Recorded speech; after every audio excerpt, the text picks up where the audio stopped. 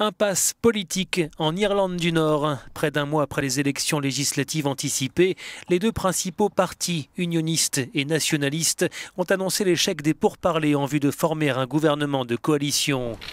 Réagissant à cet échec, le ministre britannique chargé de l'Irlande du Nord a exclu à ce stade la tenue de nouvelles élections. Il appelle les dirigeants des deux principaux partis à poursuivre les négociations.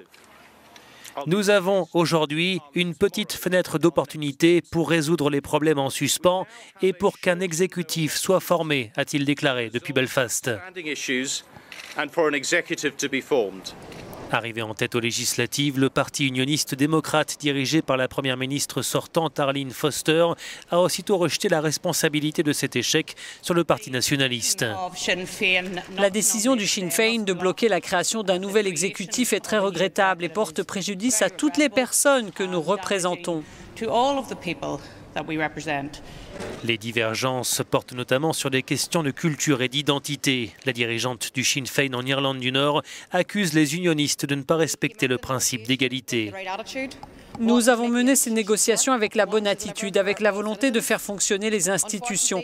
Malheureusement, le DUP a maintenu sa position en bloquant le principe d'égalité pour les citoyens. Depuis les accords de paix de 1998, unionistes et nationalistes nord-irlandais se partagent le pouvoir. Mais depuis plusieurs mois, la crise est profonde entre les deux principaux partis sur fond de Brexit qui fait craindre le retour d'une frontière physique entre les deux Irlandes.